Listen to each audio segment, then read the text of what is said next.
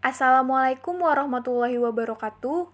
Halo teman-teman semuanya, bagaimana kabarnya hari ini? Semoga kalian hari ini dalam keadaan baik-baik saja ya. Amin. Sebelumnya, perkenalkan saya Resvinka Aulia Saputri Alhamdi, mahasiswi psikologi semester 5 akan mempresentasikan mengenai bagaimana penanganan psikologis pada anak remaja berkebutuhan khusus yang mengalami hambatan konsentrasi dan atensi disgrafia. Yuk simak materi pembahasan hari ini. Jadi, pada hari ini kita akan membahas mengenai dua subtema. Yang pertama itu ada penanganan psikologis pada anak remaja berkebutuhan khusus dengan hambatan konsentrasi, dan yang kedua ada penanganan psikologis pada anak remaja berkebutuhan khusus dengan hambatan atensi disgrafia. Oke, pada pembahasan yang pertama, kita akan membahas mengenai penanganan psikologis pada anak remaja berkebutuhan khusus yang mengalami hambatan konsentrasi. Seringkali kita mendengar bahwa ada orang tua yang dipanggil oleh guru di sekolah akibat prestasi belajar anaknya tidak mengalami peningkatan dan perilaku selama di sekolah. Seringkali pula anak seperti itu terbilang sebagai anak yang bodoh dan nakal. Sebetulnya, penyebab utama dari anak dan remaja yang berperilaku tersebut karena ia memiliki masalah pada gangguan pemusatan perhatian. Tahu nggak sih apa itu gangguan pemusatan perhatian? Mari kita simak apa itu gangguan pemusatan perhatian. Gangguan pemusatan perhatian atau biasa disingkat dengan GPP adalah suatu gangguan pada otak yang mengakibatkan kesulitan berkonsentrasi dan pemusatan perhatian. 80% anak yang mengalami GPP memperlihatkan kesulitan belajar dan kelainan perilaku. Untuk mempertimbangkan sebagai anak yang memiliki gangguan dalam pemusatan perhatian atau kesulitan berkonsentrasi, maka gejalanya harus tampak sebelum ia berusia 7 tahun dan bertahan paling sedikit 6 bulan. Hal yang perlu diperhatikan dalam memberikan intervensi anak yang memiliki konsentrasi yang rendah. Yang pertama, mencermati aktivitas atau kegiatan yang disukainya. Dengan ciri anak akan memiliki perhatian yang lebih pada aktivitas tersebut dibandingkan dengan orang lain. Misalnya, anak suka sekali memperhatikan gambar-gambar hewan. Hal ini dapat dijadikan dasar pendekatan kepada anak melalui hal yang disukainya. Yang kedua, mengajarkan dan menguatkan perhatian yang terfokus dan mendetail. Anak dibimbing bersama untuk memperhatikan sesuatu dengan seksama.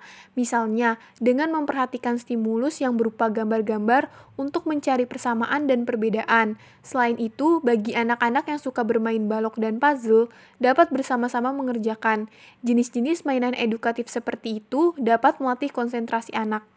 Yang ketiga, dalam menata ruang kelas haruslah rapi sehingga anak tidak cepat beralih perhatiannya. Dan yang keempat, memberi pujian atau ganjaran kepada anak. Bila anak berhasil menyelesaikan tugas dengan baik, perlu diperhatikan bahwa tugas yang diberikan jangan terlalu sulit atau terlalu mudah dan dalam proses menyelesaikan tugas. Selanjutnya, pada pembahasan subtema yang kedua, ada penanganan psikologis pada anak remaja berkebutuhan khusus yang mengalami atensi disgrafia. Proses pembelajaran anak dengan kesulitan belajar membutuhkan beberapa strategi yang disesuaikan pada kondisi anak. Kesulitan membaca, kesulitan dalam ekspresi, tulisan, dan kesulitan dalam proses berhitung merupakan bagian dari kesulitan belajar pada anak remaja berkebutuhan khusus yang mengalami atensi disgrafia. Sebelumnya, teman-teman udah tahu belum sih apa sih disgrafia itu? Yuk, mari kita simak sama-sama. Disgrafia menurut Sandrock mendefinisikan disgrafia sebagai kesulitan belajar yang ditandai dengan adanya kesulitan dalam mengungkapkan pemikiran dalam komposisi tulisan. Anak-anak yang memiliki disgrafia mungkin menulis dengan sangat pelan. Hasil tulisan mereka bisa menjadi sangat tak terbaca dan mereka mungkin melakukan banyak kesalahan ejaan karena ketidakmampuan mereka untuk memadukan bunyi dan huruf. Berikut adalah klasifikasi untuk penanganannya, yaitu berasal dari persepsi medis dan persepsi psikoedukasional.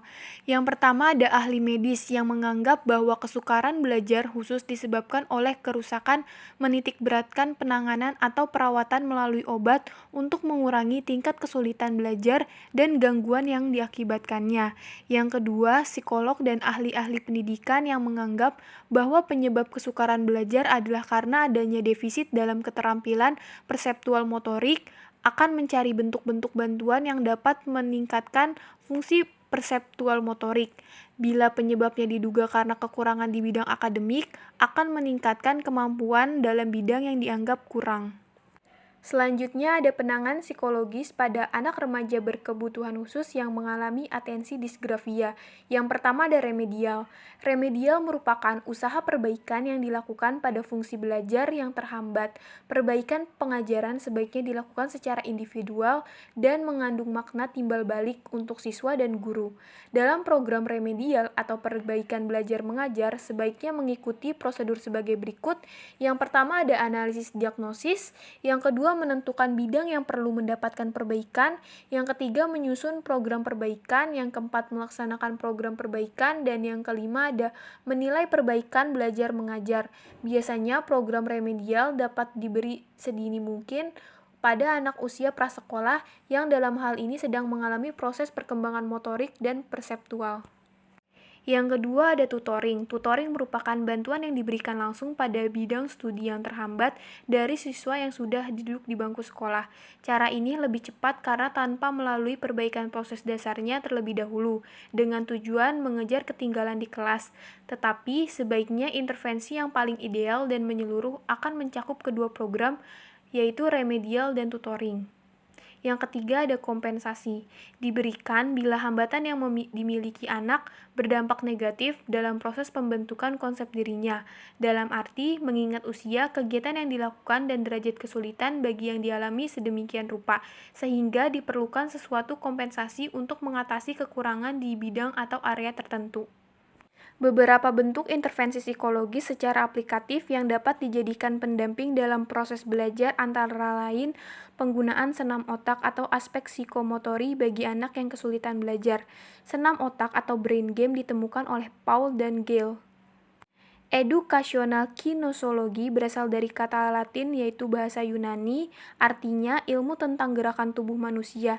Inti dari edukasional kinesologi yang biasa disingkat educate ini diciptakan oleh Denison untuk mendorong para pelajar agar dapat memanfaatkan seluruh potensi belajar alamiah yang terpendam melalui gerak tubuh dan sentuhan. Sekian presentasi dari saya, kurang lebihnya mohon maaf. Untuk teman-teman yang ingin bertanya, bisa kita lanjut melalui WhatsApp group. Wassalamualaikum warahmatullahi wabarakatuh.